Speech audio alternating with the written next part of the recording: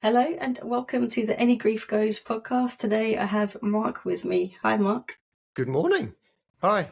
It's really lovely to have you here, so thank you for coming along. Do you want to You're introduce welcome. yourself? You're very welcome. So, my name is Mark. That's about it, really.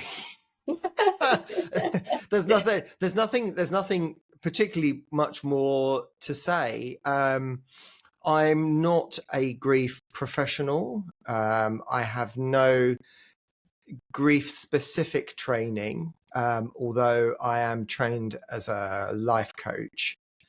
So I kind of use that to help me through the grief.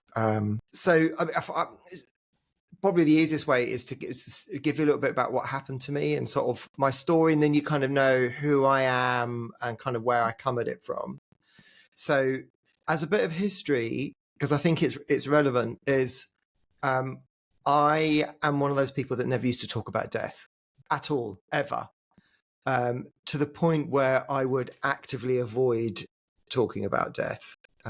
So I remember sitting at home and something would come on the news or would be on a TV program or something, and they'd start talking about death, and I'd walk out, and then my wife, I'd like knock back on the door again and say, "Is it safe to come in?" She'd be like, "No, they're still talking about it," and it was something that I would never do, which seems ironic now looking back, because I spend huge amount of my time talking about it now.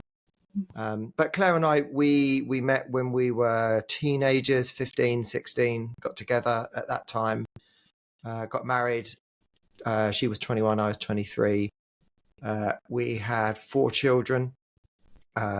We have a granddaughter.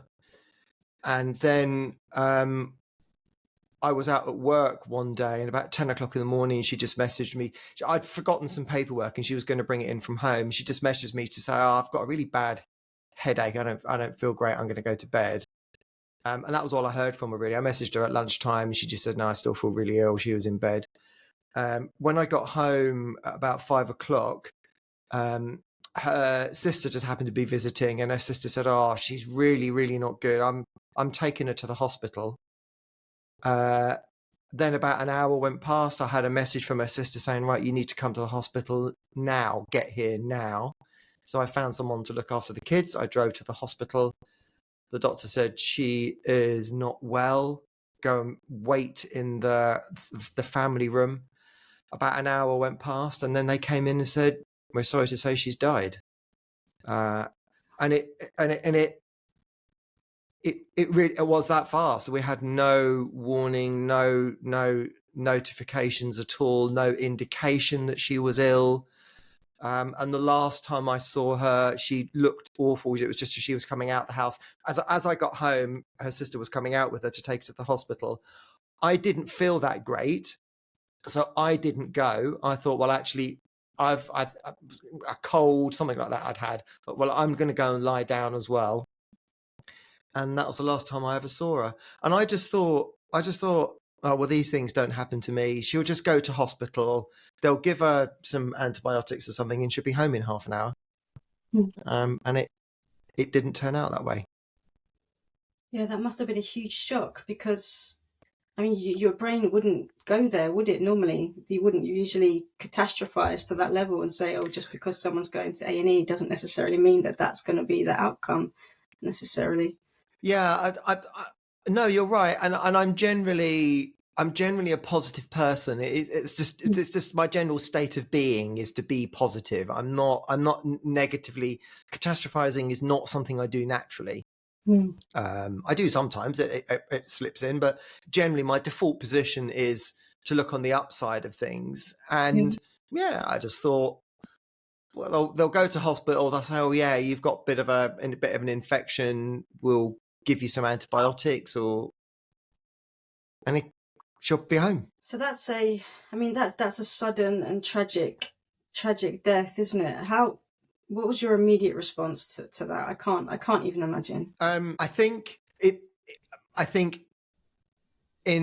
there are 2 ways of looking at it. I think so. My immediate response at the time in the situation was, right, okay, that door's closed in my life. I've now got to move on. I've got to change. I've got to grab hold of things, because I'm a very practical person as well. So that was my immediate response. It was like, right, that's it. I'm going home. I've got the kids at home with a friend. I've got to go home. I've got to tell the kids. I've got to get on with it. And I can remember saying to the doctor, and the nurse was in the room with Claire's dad and her sister. And the doctor said, well, how are you going to get home? So I said, well, I've drove here. I'll drive home. He said, I've just told you your wife's dead. You can't drive home. So I said, yes, I'm driving home. He said, well, why don't you get a taxi? So I said, I haven't got any money for a taxi. I just came out of the house really quickly. I have no cash. And the doctor said, well, he literally reached into his pocket and offered 20 quid. He said, look, here's £20. Take this, take a taxi to go home. And I just said, no, it's more stress because I'll then be at home tomorrow and I'll have to find a way to get back, to get the car, pick the car. I'm not doing it. I'm driving home. So that was my immediate response, almost a emotion. It was just like practical. I've got to get on with it. Yeah. I think now looking back, I think that was, I look at it in a slightly different way. I think it was exactly as you say, the shock was so great. It's almost like, I cut myself really badly the other week. And afterwards people said to me, did it hurt? It's like, no, bizarrely, it didn't hurt. And I spoke to a couple of other people that have cut themselves really badly, and at the time it doesn't hurt. I think adrenaline kicks in and the pain's not there. And I think I think that was what I was experiencing. It was just the pain so great that the body just goes, or mine did. It just said, I'm not feeling this. I'm not doing it. Practical. I managed to do the practical for about a day. And then my parents came over the next day, and then it all fell apart. It's like your body has to protect you, doesn't it, immediately from something so awful? I think, yeah, yes. And over the years, I've learned to listen to that emotional response much more keenly, because I think you're absolutely right. I think our body and our emotions and that voice that we have that talks to us in our head ultimately is there to protect us. And sometimes it runs away and it tells us negative things, but if we can engage with it, we can learn to stay safe and we can learn to look after ourselves. So whilst we're in that immediate pain and that immediate shock, that's very difficult to do. But I think once things start to calm down a bit, and that immediate deep cut, we've stopped the bleeding and it started to heal, I think then listening to our body, listening to our emotions, listening to our brain, it knows best. Something unconscious within us knows best. And when we engage with it, then I think it can be very healing, but it can be very painful at the same time. And I've come to learn that that's okay. So I used to feel the pain or feel an emotion and do everything I could to put it down, to make it go away. And some situations that's right. So I might have been at work when something has cropped up and I can't fall apart at work, or I may have been in a meeting, or maybe talking to the kids, and sometimes that's right. But what I've learned is to now, if it's not appropriate to deal with an emotion as it pops up, I kind of reserve it and say, right, okay, when I get home, when I've got that, right, now I'm going to look at it again. And it can be really painful to kind of sit down and say, right, I'm going to cause myself pain. Yeah. But I think it's so important to feel it. Yeah. To feel what we need to feel, because that's our body. It's our body and our emotions and our mind letting us know that there's something there that we need to deal with. And now I turn towards it. I turn towards the pain actively. I notice something and I'd be actively, there was something there. What's going on? and I'll turn towards it and sit with it and just see where it takes me. And if it takes me to lying on the floor crying, that's okay. Sometimes it takes me on the floor lying and I'm crying, and then I'll realize something and I'll learn something new. And it's like, wow, I've just learned something about me, about my relationship, about how I deal with things. And that grief has led me to take something new and to develop as a person. And then it doesn't feel like it's just there causing pain. It causes pain and I can learn from it. Okay, so what you said is incredible, and I think you're absolutely right in that you have to feel all the feelings in order to heal, in order to learn from grief. But what you've done is no easy feat, is it? To go from somebody who leaves the room if there's something on TV about death to actively face all of the emotions surrounding it. What was in between? How did you get from there to where you So, are? I know it's a yeah. I can hear myself saying it now. I can see it is quite a big leap. So, as I said, I trained as a life coach as well, and as a coach, if I'm working with someone, so I'm an NLP, neuro linguistic programming master practitioner, and one of the things that we do if I'm working with a client, say they're working on performance management or stress or something like that, if I'm talking with a client and you'll see a bit of pain on their face or a stutter, they'll stop speaking for a moment or they'll go quiet. As a coach, I would then prod and say, okay, what's going on there? Tell me what's going on there. What's going on for you? Tell me what's happening. And what I did was when Claire first died, I needed something to occupy my brain. And one of my businesses is as a marketing agency. So one of the things I can do, I need to engage my brain, but it's not too taxing, is to set up a website. So I set up a website, Lost Without Her. And I did it initially so that I didn't have to talk to people and tell them when the funeral was and what the arrangements were. I just set the website up. I shared it with friends and said, look, I'll put on the website what's going on. Because she died so suddenly, we had to go through sort of an autopsy to find out what the cause of death was. And it took a few weeks for that to happen. And people were saying, what's going on, what's happening? I thought, well, I'm just going to put it on a website. So I did that initially. But then what I started to do was I started to journal. And I journaled and wrote down what I was feeling. And I used to write it in two halves. So I'd write down what I was feeling, and it would just be a brain dump of all of this emotion and what was going on in my head. I'd write it down. Then I'd look at it and I'd go, right, coaching mode, engage.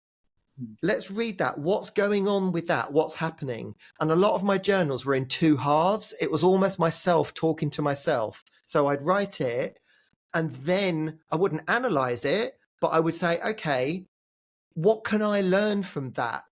I'd go into this very definite coaching mode. And I think that's how I then progressed and learned more and learned more. I think that journaling was really important for me. And I've heard that of a lot of people saying that journaling is important. And I think for me, what it did was stage one was it got the nonsense that was going in my head flying around. It got me to formulate it into something and write it down that made sense to me.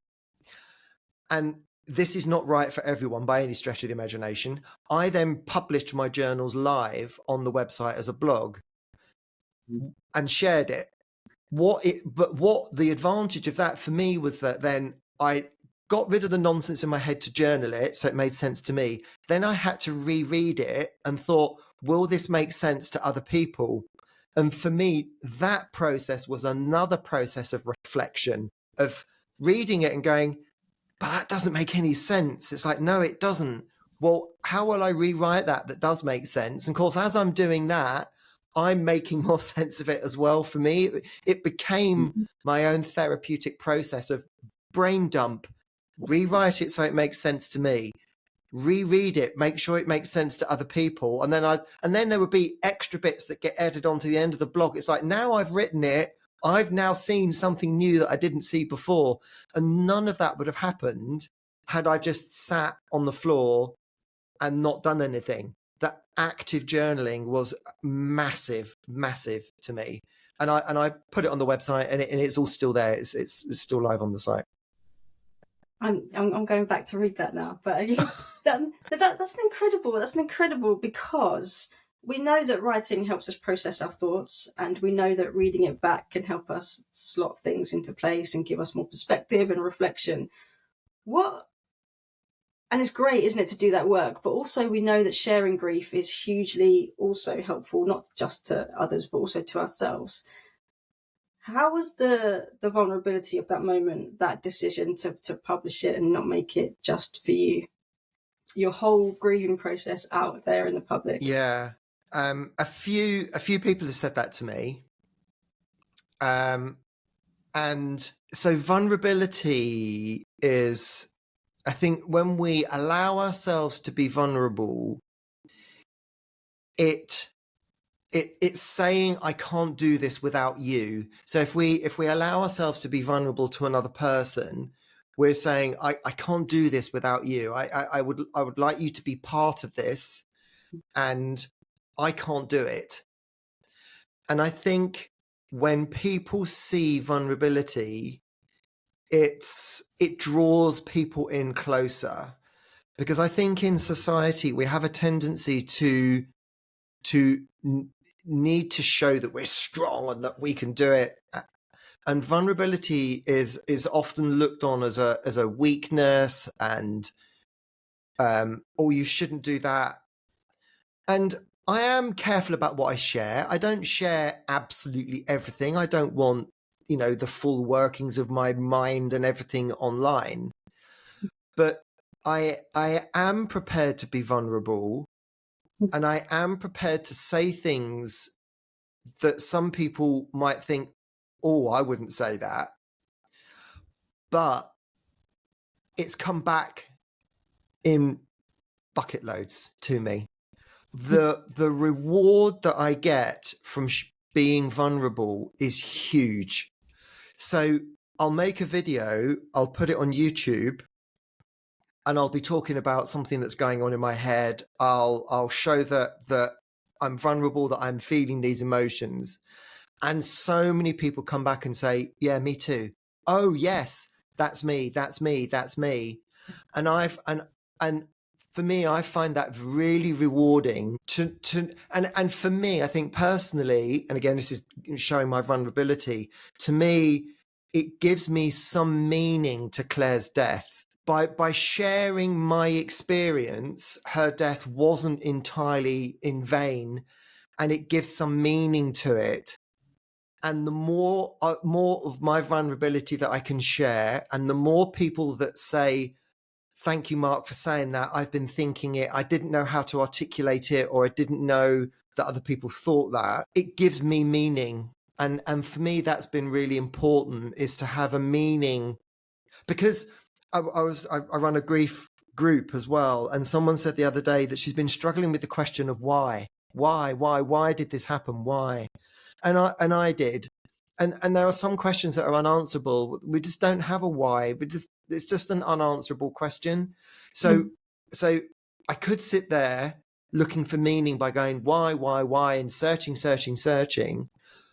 But for me, I've kind of created my own meaning. Doing this and sharing, I've created my own meaning. And it takes the pain away a bit as well, of just being vulnerable. And the more I do it, the more vulnerability I share, the more people go, oh, yes, you've just articulated exactly what I was thinking. And then I think, yes, I'm really glad I shared it, because I've helped that one other person. And I think that's brilliant, because I think as society, we do need to talk about death more, and we do need to talk about grief and how it impacts people, because you're right, most people are thinking exactly the same thing. They're just too scared to articulate it because they think people are going to I don't know, be scared or run away from them or not want to engage with those really difficult conversations. So it's amazing that you've created this space that people feel comfortable to respond to you. And well, thank you. And I also find that people are more prepared to open up. So I've been at conferences for work, and I remember someone came up to me and she said, I've not told anyone this, but I can't remember the exact story, but my daughter's partner has just died, or he took his own life, and I don't really know who to turn to. And I just thought I'd come and talk to you. And I find that such a huge privilege Yeah, wow. that someone will open up to me and talk to me. And it's all come about because I'm showed my vulnerability. And it's so in marketing, we have something called the norms of reciprocity. So norms of reciprocity in marketing is if I want something to do something, if I want them to spend money with me, if I want them to engage in my content, I have to give something to them first. So I'm looking in marketing to always give something to somebody else, and then the norms of reciprocity kicking, and then they want to give something back.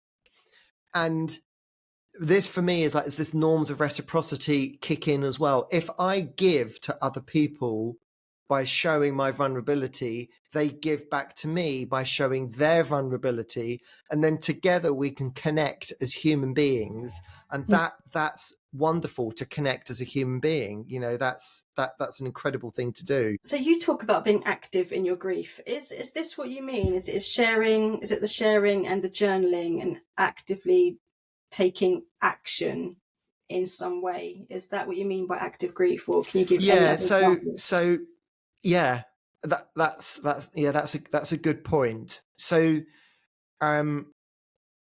active. So I set up a grief support group, and I met someone who was involved with 12-step programs, Alcoholics Anonymous, and Codependents Anonymous, and Debtors Anonymous, and all the 12 steps.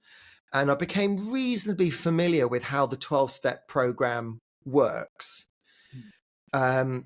And they have steps that they work through. They have a common values that they share. And every meeting, they look at a particular step for their recovery, and they talk about their step. But the meeting is done with no crosstalk. So each person at the meeting is allocated 3 minutes to share around that particular topic. No one interrupts. That person has full access to say what they want or to say nothing. And I just thought, this is a really good format. So I thought, well, I'm going to set up my own one. I'm going to do it around grief. So I looked at the 12-step program of their steps, and I switched them up to talk about grief. And what it forced me to do was to look through my grief. I then, and to look, are there steps that we go through? And I thought, hey, yes, there are. There are steps that we go through, and there are some quite significant ones. So what I then did was I then went onto some grief forums and said, I think these that's not from an academic point of view, not anyone's done any research, but these are some significant steps that I've noticed. Would you agree? And people said, yep, that's what it is. So I put together a program of steps, and it works through things like step 1 is I turned up. It's as simple as that. And what it means is, if I turn up for a grief support group, or I turn up to watch a YouTube video, or I turn up to read a book, I don't just turn up, or I don't just watch the video. I turn up with all that I am, with all that I have, with all of my grief. I watch the video with all of that present. I watch it absolutely present, and I'm fully turned up with it. So that's step 1, because I think unless we actively turn up and really, back to vulnerability again, really turn up with our vulnerability, we can't do anything. So that's the first step. Then the next step is about looking at emotions, recognizing that we have emotions. Then it's looking at emotional conflict. So I found huge conflicts with emotions of such sadness that she's gone, such joy that I had time together. One of the steps is recognizing I as an individual. So the program that I've got is uniquely about people that have lost a partner. And one of the big steps is when we've lost a partner, we continue to talk about we wanted to do this, we were going to do that, because that's how we think as we. And there was a huge step in thinking as I. So one of my steps is separating the we from the I and thinking as an I, and then looking at the future. So the future as a single person is very different from our envisioned future. That's another step. Engaging with now, being fully present with now and the emotions that I've got right now is another step. So putting things into steps and actively talking about those steps, that's what I mean by active grief, is having an active program that I'm going to say, this is what I'm going to do. I am going to be active in it. If I feel an emotion, I am not going to run away from it. I'm going to turn towards that emotion and I'm going to say, hello, sadness, hello, grief, hello, fear, whatever it is. Yeah. What do I need to learn from you today? I'm going to take a learning from it and I'm going to apply that learning. That for me is active grief. And that's very different from going to a support group and just going, oh, woe is me, I feel horrible, which I think has a place, but I would look at those much more as friendship groups. It's where we can go, we can connect with people, we can make friends. But I've been to a few support groups like that, and I just don't find them very active. They're just people that sit round and say, woe is me. And I didn't want to do that. I was like, right, I'm a person that takes action. I want to take action with this and do something. Yeah, I agree with you. So as a coach as well, that's very much a coaching model, isn't it? There's something needs to change. Okay, let's take action to change it. And that doesn't, and I think people feel uncomfortable about that because there's lots of fear and worry about moving on or moving forwards or leaving. That means leaving somebody behind, or that means forgetting. And it doesn't. It means taking the person with you, and moving alongside it. I don't know if you've got anything to say about that fear of, oh, but if I do that, I'll be happy. I can't do that. No, definitely. And I think one of the big things for me is separating. So we have our so for me it's about partners dying. So our partner dies, and it feels as though initially in the early stages of sort of grief and recovery, it always felt as though if I didn't feel incredibly sad all of the time, I wasn't paying respect to my partner. And I guess it works in other forms of grief as well. So it almost felt disrespectful to feel okay. And I can remember in the very early days, and it would be days, I didn't eat. I couldn't eat because it was, I can't eat and enjoy food. Claire's dead. She can't enjoy food. Therefore, I can't enjoy food.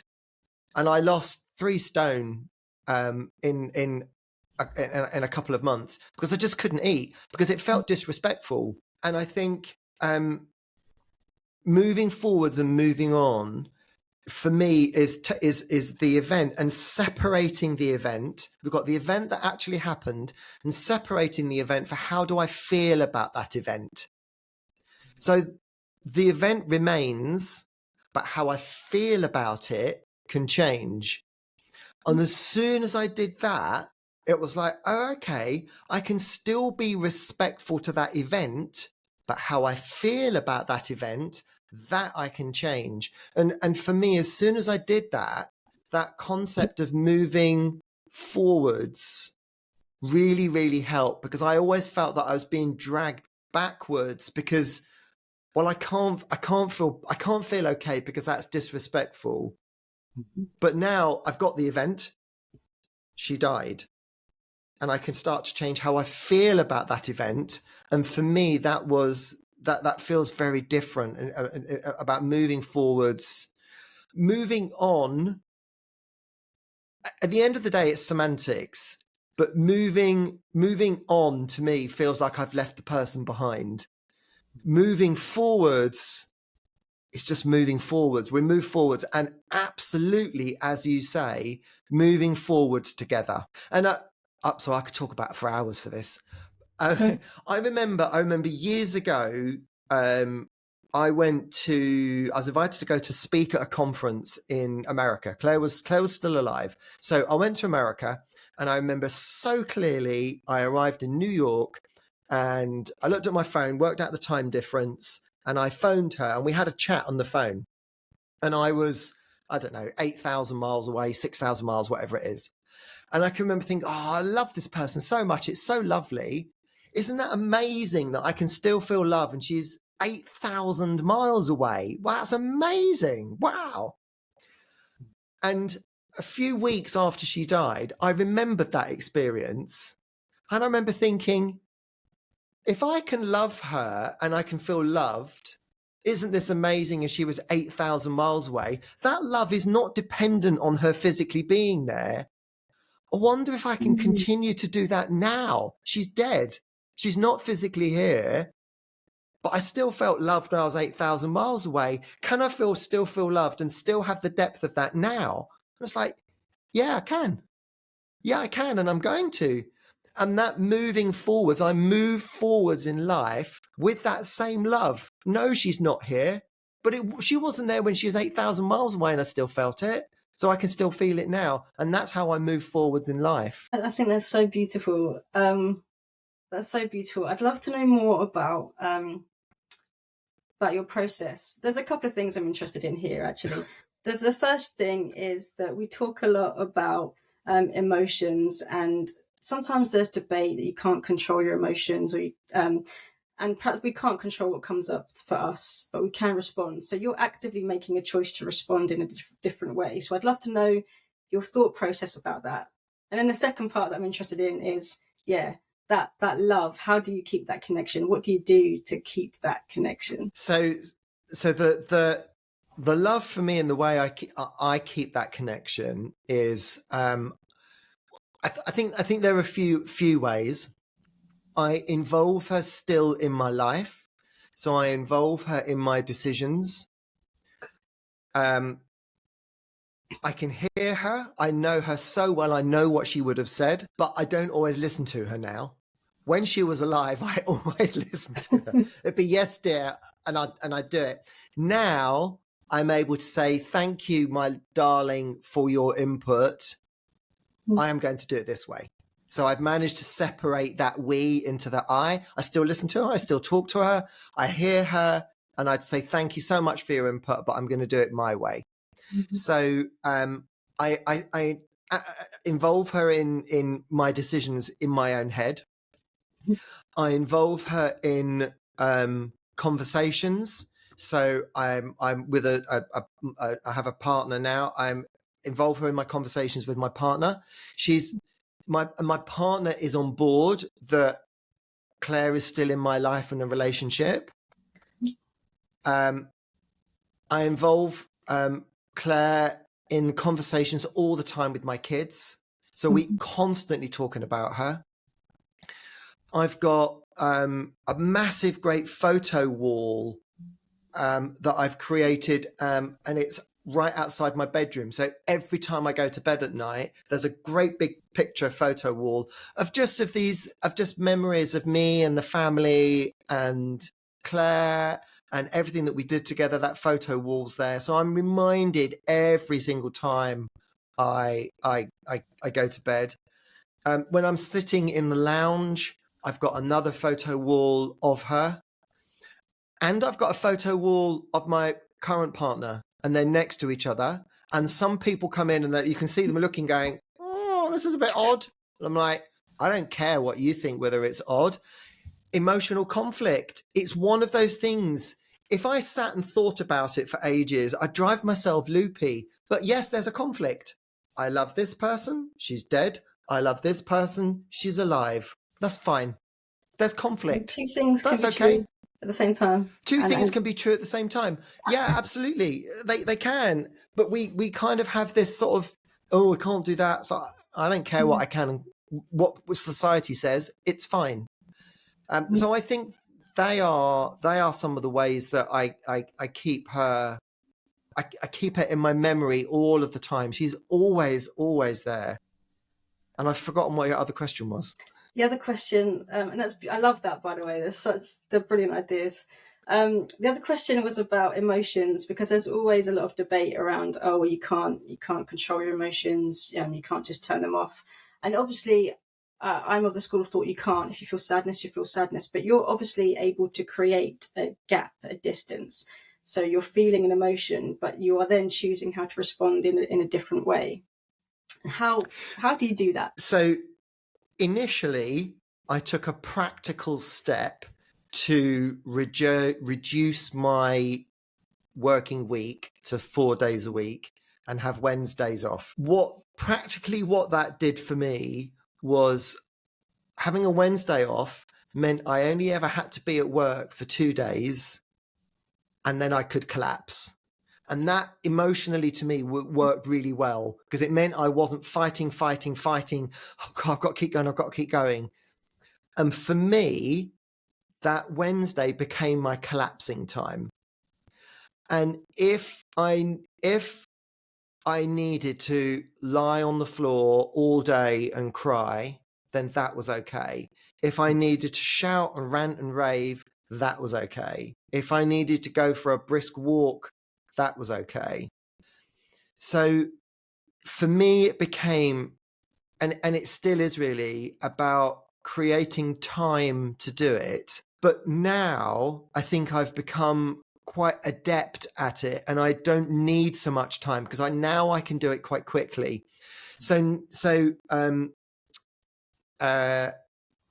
got a couple of significant life events coming up. I've got one daughter that's getting married and another daughter that's pregnant.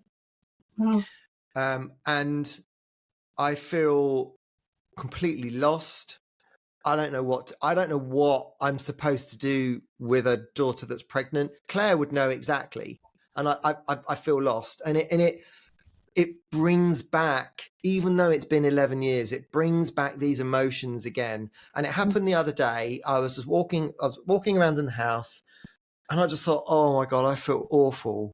And it's like, oh, okay, I'm not going to bypass that, but I'm just going to sit down. And I literally just sat down. It took me 2 or 3 minutes just to go, okay, I feel awful. Okay, I'm not going to push that aside. I'm just going to feel it. What is it that I feel about awful? Where do I feel it in my body? Is it hot? Is it cold? Does it have a shape? Does it have a color?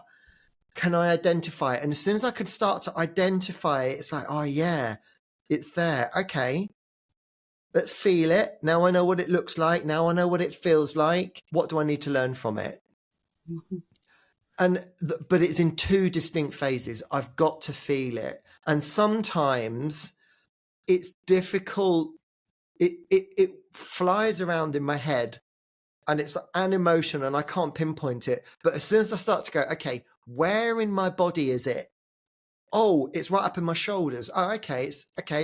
Now it's not in my shoulders. I know it's in my head, but just finding where is it in my body? Oh, it's in my shoulders.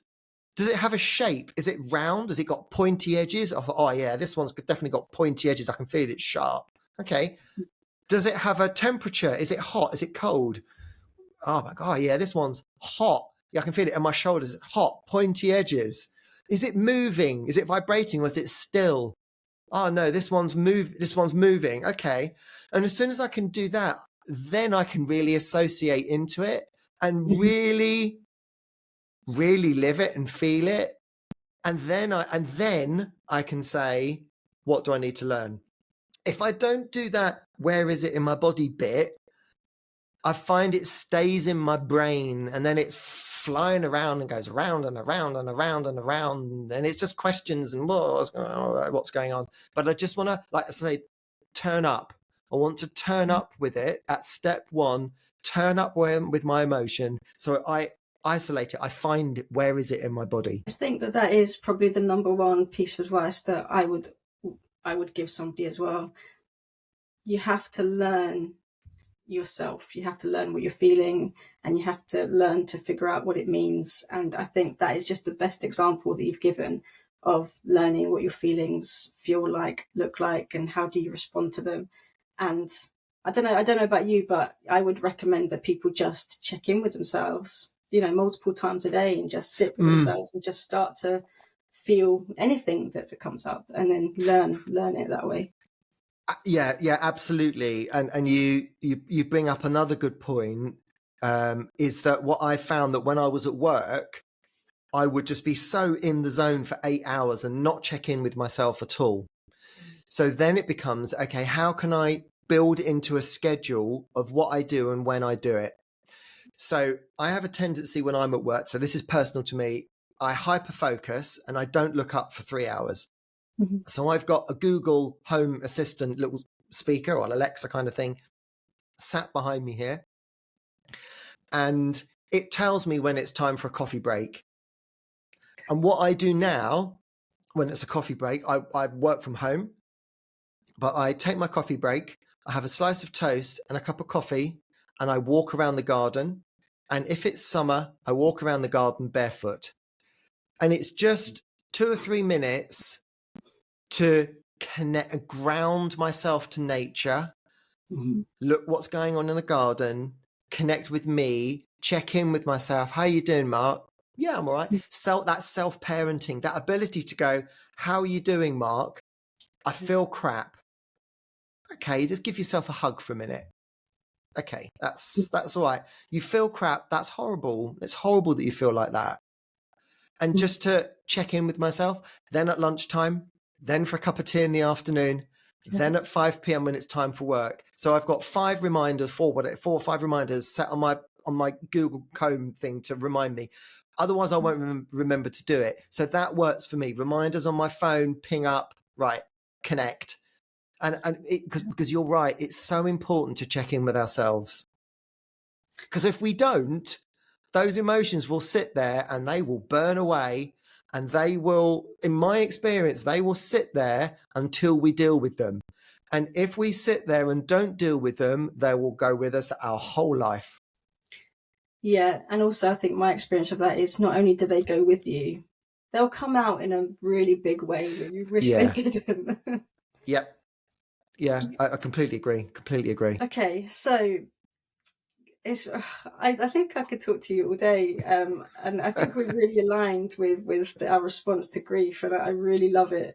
And we'll let people know all your details and how to get in touch with you. But coming to the end now, give us your top tips, your best piece of advice that you would give to anybody that's grieving. I think my there are so many. I think journaling would be my top piece of advice.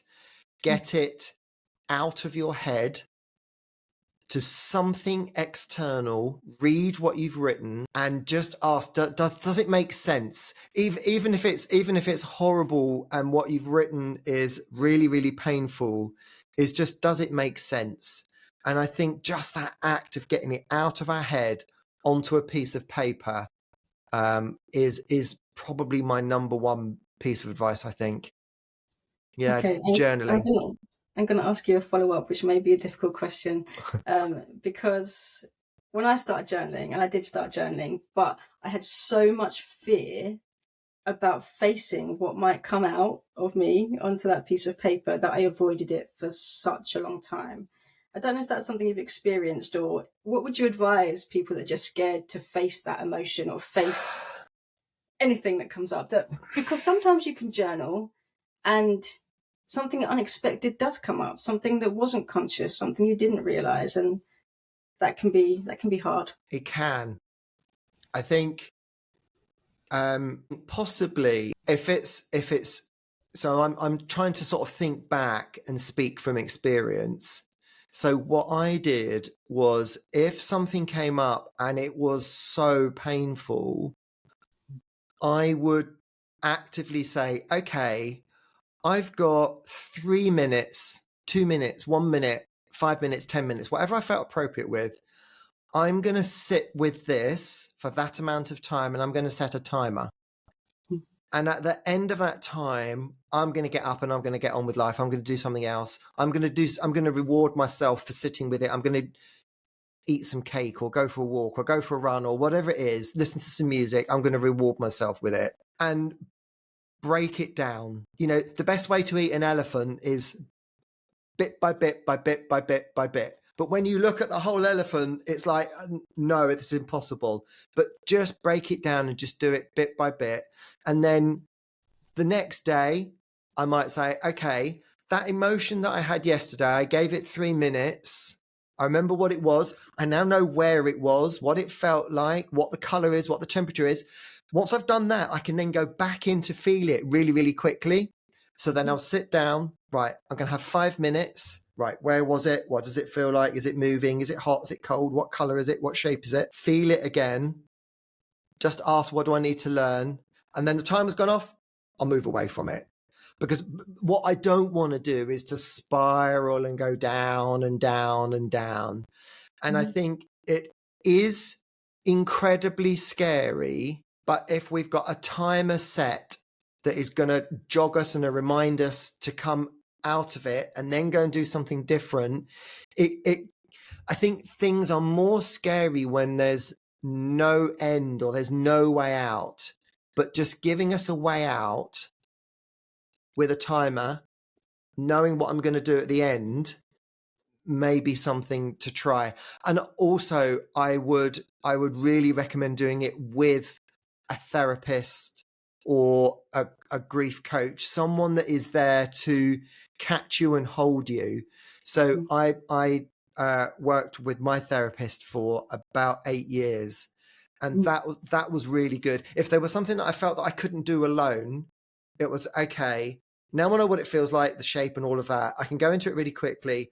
On my therapy appointment on Saturday morning, I'm going to say to my therapist, right, I want to look at this.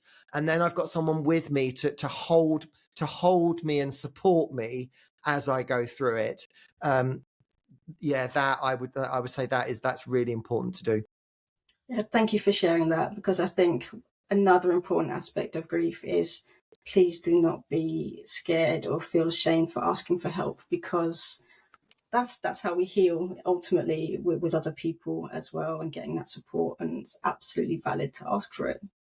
Yeah, definitely. Yeah, for sure. Okay, Mark, thank you so much. We've come to the end. It's been really That's lovely to okay. speak to you.